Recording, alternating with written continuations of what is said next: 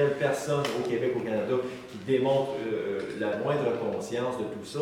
C'est là que se fait, il faut propulser cette plainte-là, c'est là qu'on doit aller. On a toutes les preuves. Jacques-Antoine, c'est un de nos témoins experts qui, vous allez voir tantôt, il va tout vous prouver les textes de loi.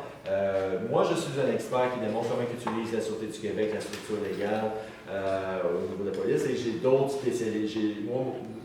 Mon expertise, c'est de rassembler les experts qui sont intègres et puis qui peuvent démontrer comment ils sont impliqués dans chaque ministère. Mais le vrai travail que les gens doivent prendre conscience se trouve au tribunal du droit commun. Ça prend un tribunal du droit commun. Il faut le créer. Ben, il faut le créer ici, mais il est déjà créé, le traité international. Mais il existe ici. Il existe ici. Il existe ici. C'est juste parce que ils ne veulent pas le sortir. Il a été détourné. C'est le grand maintenant, c'est le droit coutumier. On dit droit commun, mais c'est le droit coutumier. Et le droit coutumier, ça passait au-dessus des lois, au-dessus des législatures. C'est l'arme du peuple qui a été cachée. Parce que si vous rentrez dans une salle de droit commun, de tribunal commun, tout ce qu'il y a, c'est une table. Il y a un juge de paix qui agit comme arbitre, puis il y a deux parties. Mais il est où les gars? Les gars, il est où ce tribunal-là? C'est là que je me questionne. Si vous dites qu'il est ici, oui, c'est sûr que le siège du tribunal, il est aux Pays-Bas. Mais ici, il est où? Ici, je vais vous dire franchement, première des choses, c'est des tribunaux d'exception. On appelle ça des tribunaux d'exception. Donc, ce n'est pas des tribunaux qui appartiennent au gouvernement, c'est carrément privé. Mais quand vous regardez l'organigramme, ici au Québec, entre autres, vous avez l'Assemblée nationale, mais quand vous regardez les tribunaux judiciaires, c'est un petit carré tout seul, qui est en satellite, qui tourne autour de nos structures publiques. Mais c'est complètement privé. Ça appartient à un monde complètement privé qui ne fait pas partie de l'Assemblée nationale, mais qui est régi par la loi T16, qui est la loi des tribunaux judiciaires. C'est des tribunaux d'exception. Oui. Et la loi des tribunaux judiciaires est acceptée par cette institution-là. C'est l'institution, dans le fond, qui a rédigé sa loi et qui l'a donnée à l'Assemblée nationale du Québec pour que l'Assemblée nationale du Québec l'adopte. Alors, ça ne vient pas de la population, ça ne vient pas d'un débat législatif entre l'opposition et le parti au pouvoir. C'est eux autres qui ont créé leur loi et qui ont dit à l'Assemblée nationale, vous allez l'adopter. Et à l'intérieur de ça, ces gens-là ont un pouvoir discrétionnaire, ont un pouvoir de confidentialité, un serment de confidentialité, de ne rien révéler de ce qu'on est en train de révéler aujourd'hui. Pour abuser du peuple. Donc, ces gens-là ont trompé la population depuis toujours, et c'est là qui est tout le problème du Canada, c'est à partir de l'administration de la justice, et qui contrôle le Canada actuellement, c'est le barreau du Québec, d'un océan à l'autre du Canada. Et vous regardez même au Nouveau-Brunswick, je crois que le procureur général du Nouveau-Brunswick, c'est un avocat du barreau du Québec. Et vous allez en Alberta, comme au Manitoba, et vous allez voir que c'est des avocats du barreau du Québec qui ont les plus hauts postes dans ce milieu-là. Il y a 25 000 avocats au Québec pour 8 millions de population. Écoutez, ça n'a aucun sens. Alors qu'on est 35 millions de population dans tout le Canada, et ces gens-là ont le plein contrôle partout. Vous regardez Fasken Martineau, Norton Rose, toutes les grosses firmes d'avocats, puis c'est des firmes d'avocats de Blakey's. d'une couple. Ils sont là depuis le début. Ah oui, regardez, tu regardes Mulroney. Inan Blakey, Lavery Dudley.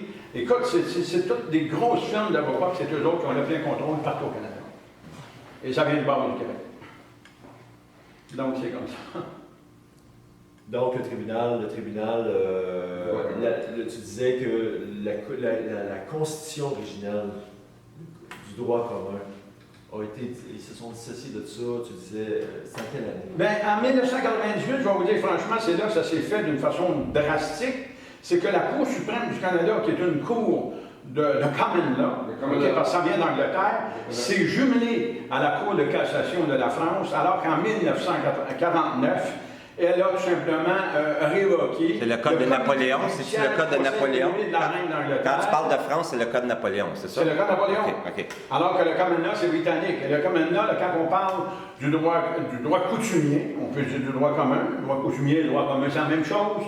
Quand on parle du droit coutumier d'Angleterre, on parle tout simplement d'une valeur spirituelle à l'intérieur. N'oubliez pas que la reine d'Angleterre est quand même le chef de l'Église anglicane. Donc, quelque part, il y a quelque chose qui existe. Même si on l'associe à des francs-maçons, il y a toutes ces choses-là, il faut être prudent.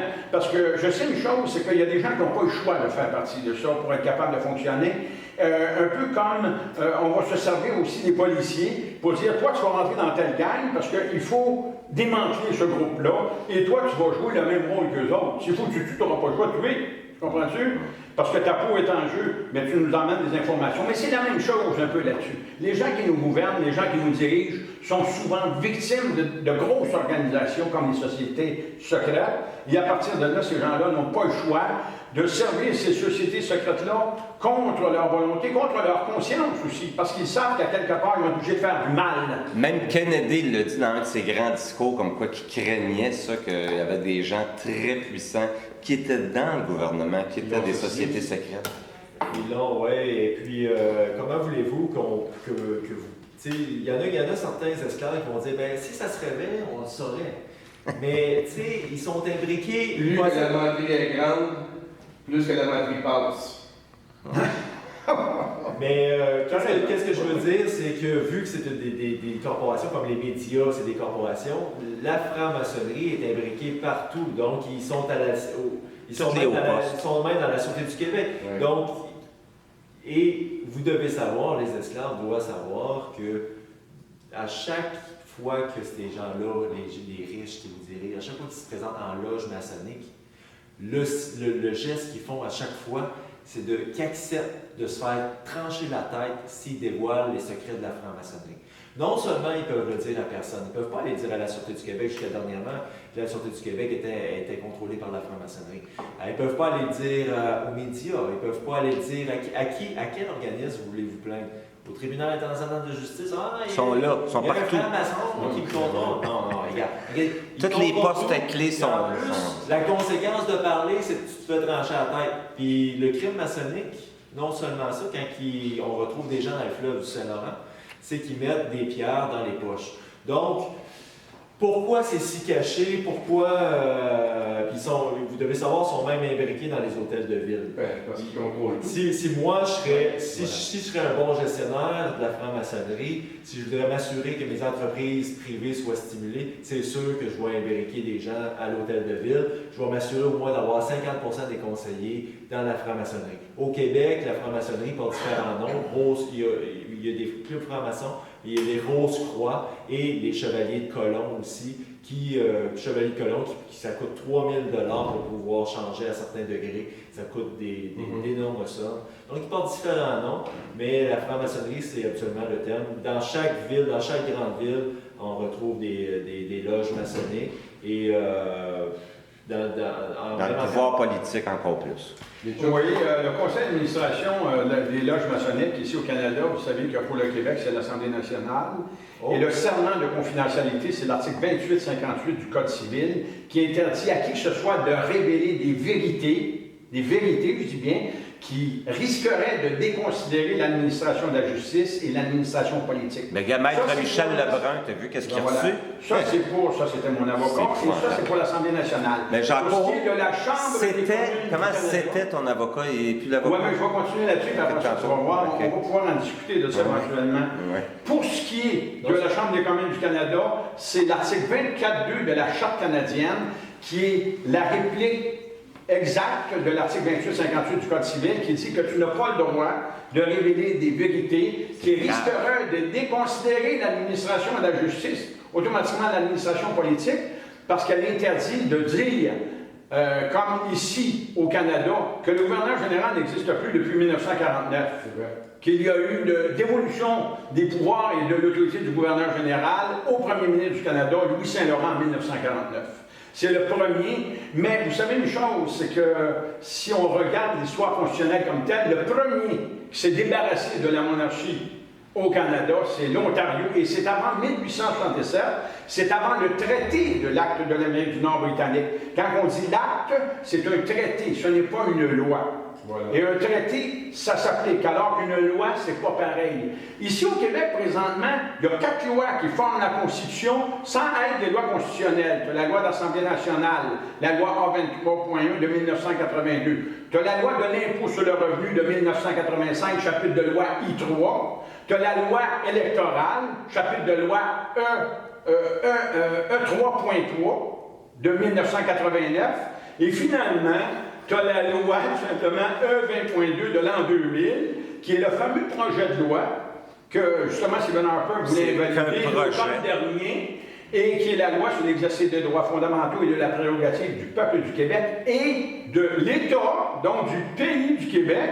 Et à l'intérieur de ça, ils ont constitué le Parlement du Québec, l'Assemblée nationale du Québec, les tribunaux judiciaires du Québec, la souveraineté du Québec, ainsi que la prérogative, donc la souveraineté du peuple du Québec. Comme disait monsieur Et ça, tantôt, ça ils sont loin d'être cons, ils sont très intelligents. Ça carrément à terre par un simple règlement fédéral qui a été adopté un mois après la nomination du premier ministre du Canada, Stephen Harper. Donc, il a été élu au mois de mars et au mois de février et au mois de mars 2006. Il adoptait le règlement CRC, chapitre 390, qui maintient la désignation de province pour le Québec pour que le fédéral continue à donner des fonds de retraite aux employés de l'État, pour que le fédéral continue à émettre des passeports canadiens, à donner des prestations. Faire comme ça, on est encore mariés qu'eux autres.